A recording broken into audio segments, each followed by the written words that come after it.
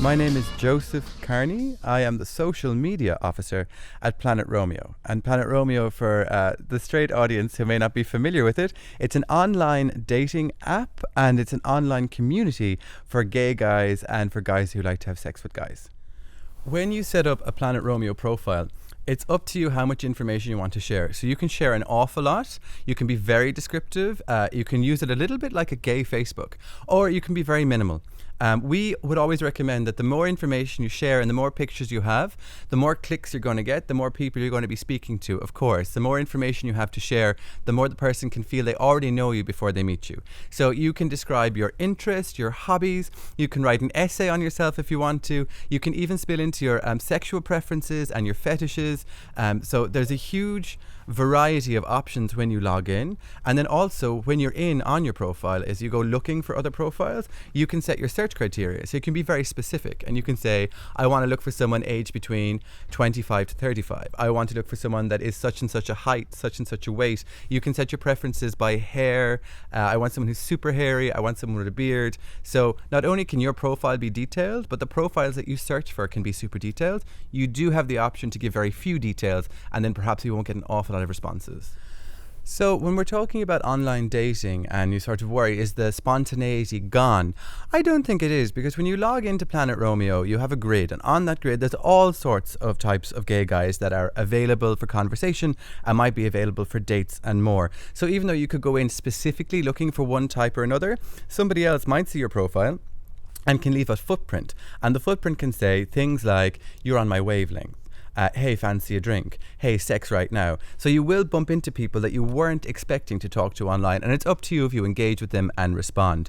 Just like in life, maybe you are going to a concert with a friend and you expect that you and your friend are just going to enjoy that concert alone, and then somebody else steps in your path and speaks to you and says hi. So our online experience tries to mirror real life experiences as closely as possible. Of course, all of our users are on a tablet or a mobile phone or a computer, so they're at least one step removed from reality because they're online, but we try to replicate real life interaction.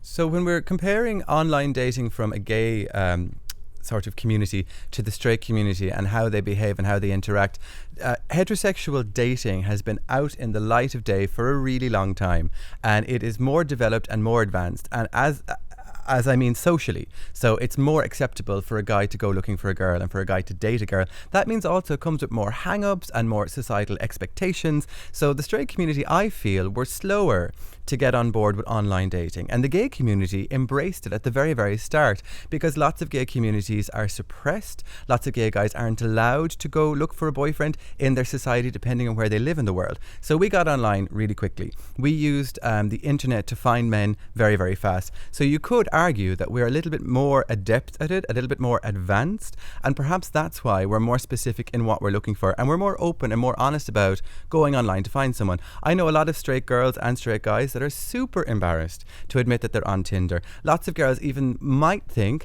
a girl on Tinder is a bit easy. You know, there's like judgment there. Whereas for a guy to be on Planet Romeo is totally normal. To have a Planet Romeo profile is almost expected. How will online dating evolve in the future?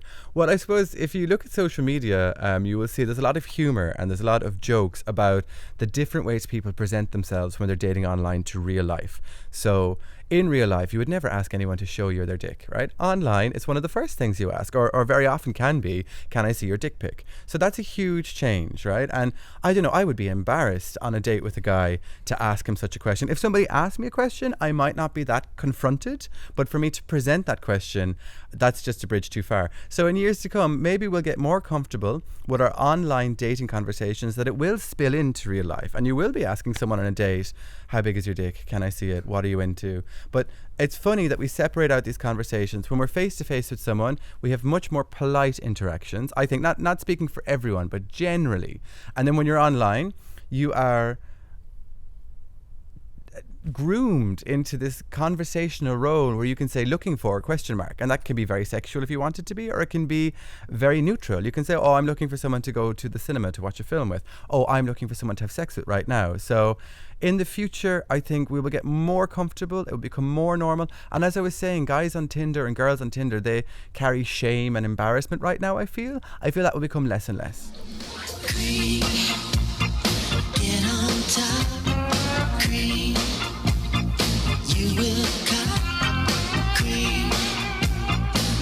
you